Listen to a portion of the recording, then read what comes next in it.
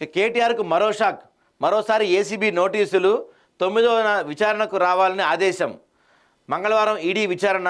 కేటీఆర్ హాజరవుతారా లేదనే సందిగ్ధత. కోర్టుకు వచ్చే వరకు టైం ఇవ్వాలని కేటీఆర్ రిక్వెస్ట్. నేడు హైకోర్టులో కేటీఆర్ క్వాష్ పిటిషన్పై తీర్పు. రాజమౌళి కంటే పోలీసులు బాగా స్క్రిప్ట్ రాస్తున్నారు కేటీఆర్. న్యాయవాదిని పోలీసులు అడ్డుకోవడంపై అభ్యంతరకరం. అన్ని పత్రికల్లో కూడా మనకి ఇదే ప్రధాన వార్తగా వచ్చింది. చాలా వార్తల్లో రాశారు కేటీఆర్ గురించి నిన్న.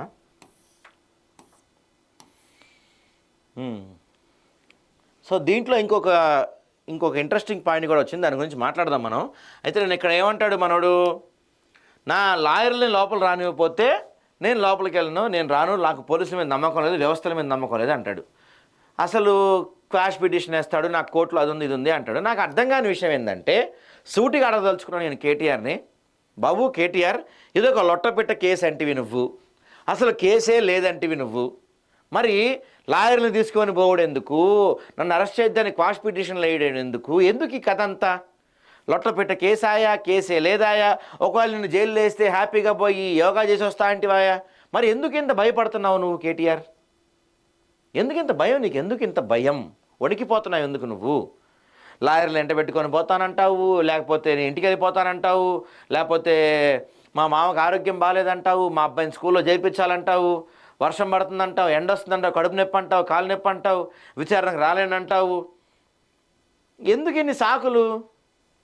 నిజంగా నువ్వు చెప్పినట్టు ఇది లొట్టపెట్ట కేసు, అసలు కేసే లేదు. పైపచ్చి తిరిగి రేవంత్ రెడ్డి మీదే కేసు పెట్టాలి. నువ్వు ఇంకా తెలంగాణనే అద్భుతంగా 600 కోట్లు 700 కోట్లు లాభం వచ్చేలా చేసావు. వీలైతే మన జగన్మోహన్ రెడ్డి అని చెప్పినట్టు నీకు సన్మానం చేయాలి. మరి ఎందుకు భయపడుతున్నావు? విచారణకి వెళ్ళొచ్చు కదా హ్యాపీగా, కోర్టుకి వెళ్ళొచ్చు కదా హ్యాపీగా. క్వాష్ పిటిషన్లు వేసుకోవటం దేనికి? నాట్ టు అరెస్ట్ అని పిటిషన్లు వేసుకోవటం దేనికి? ఈడీ దగ్గర పిటిషన్లు వేసుకోవటం దేనికి? లాయర్లు ఎంట పెట్టుకొని పోతా అంటాం దేనికి? లొట్టపెట్ట కేసు అయ్యాయి కదా సార్, మరి ఎందుకు సార్ ఇంత భయపడుతున్నావు నువ్వు అంటే ఎందుకో ఇప్పుడు చెప్తా. మనకి తెరపైకి ఎలక్ట్రల్ బాండ్ల వ్యవహారం. బీఆర్ఎస్కు 41 కోట్లు సమకూర్చిన గ్రీన్కు అనుబంధ సంస్థలు. ఈ అంశంపై ఏసీబీ దృష్టి. ఒప్పందం నుంచి ఎక్స్నెక్స్ట్ జెన్ వైదొలిగినా ప్రశ్నించకపోవటంపై అనుమానాలు. ఇక్కడే ప్రధానంగా మనం మాట్లాడుకుంటున్నాం. వీళ్ళు ఇదంతా కూడా ప్యూర్లీ క్విడ్ ప్రోకో కేసు. ఇదంతా కూడా ప్యూర్లీ క్విడ్ ప్రోకో. నువ్వు నాకు హెల్ప్ చేయి, నేను నీకు హెల్ప్ చేస్తా అనుకొని జరిగిన కేసే ఇదంతా కూడా. లొట్టపిట్ట కేసు అని కబుర్లు చెప్తున్నాడు కానీ దొరికిపోయిన దొంగ ఎప్పుడు దొంగతనం జరగలేదని చెప్పి కవర్ చేస్తాడుగా, అదేవిధంగా మనోడు కూడా కవర్ చేసే ప్రయత్నం చేస్తున్నాడు. కానీ అక్కడ పూర్తి స్థాయిలో మన సార్ ఇరుక్కుపోయాడు ఈ విషయంలో. ఫార్ములా ఈ రేస్ వ్యవహారంలో తాజాగా గ్రీన్కు అనుబంధ సంస్థల ఎలక్ట్రల్ బాండ్ల వ్యవహారం తెరపైకి వచ్చింది. ఫార్ములా ఈ ఒప్పందానికి ముందు ఎలక్ట్రల్ బాండ్ల రూపంలో బీఆర్ఎస్ 41 కోట్లు ఇవ్వటంపై ఏసీబీ దృష్టి సారించింది. 2022 అక్టోబర్ 25న రేస్ నిర్వహణకు సంబంధించి త్రైపాక్షిక ఒప్పందం జరగ్గా, అంతకుముందు అంటే ఏప్రిల్లో 31 కోట్లు, అక్టోబర్లో 10 కోట్లు గ్రీన్కు అనుబంధ సంస్థలు ఎలక్ట్రల్ బాండ్లు సమకూర్చడంపై ఏసీబీ ఆరా తీస్తుంది. సో మొత్తం కూడా ఇది త్రైపాక్షిక ఒప్పందం. నువ్వు చెప్తున్నట్టు లొట్టపిట్ట కేసో, దీంట్లో అసలు కేసే లేదో కాదు, మొత్తం కూడా ప్రతి చోట భారీగా ఉల్లంఘనలు జరిగాయి ఇక్కడ.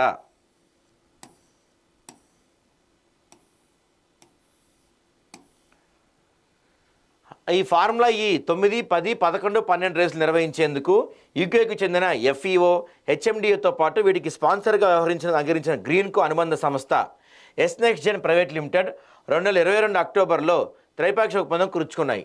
అయితే అదే ఏడాది ఏప్రిల్, అక్టోబర్ నెలలో గ్రీన్కు అనుబంధ సంస్థలు పెద్ద మొత్తంలో ఎలక్ట్రల్ బాండ్లు అప్పుడు అధికారంలో ఉన్న బీఆర్ఎస్కు సమకూర్చాయి. ఇందులో Ashman energy limited, Achintya solar power limited, Greenko, Budhil hydro power limited, Sanola wind project private limited వంటి సంస్థలు ఉన్నాయి. మొత్తం మీద రిచెస్ట్ పార్టీ, దేశంలో రిచెస్ట్ పార్టీ బీఆర్ఎస్ పార్టీ తెలుసా? వాళ్ళకున్నంత ఎలక్ట్రల్ బాండ్స్ కావచ్చు, వాళ్ళకున్నంత ఫండ్స్ కావచ్చు, బీజేపీ కూడా లేవంట. మరి ఏంటి ఎలా వచ్చాయి? వీటిపైన ఒక్కొక్కటి విచారం జరుగుతుంది. నువ్వు అనుకుంటున్న లొట్టపేట కేసు నిన్ను గట్టిగా బిగించబోతుంది కేటీఆర్ను. చూద్దాం. అయితే ఇప్పుడు అరెస్ట్ గురించి ఇప్పుడు 10:30కి మనకి తీర్పు రాబోతుంది కదా, మరి కేటీఆర్ని అరెస్ట్ చేయమంటారో ఇంకొనో అరెస్ట్ చేయొద్దంటారో చూడాలి.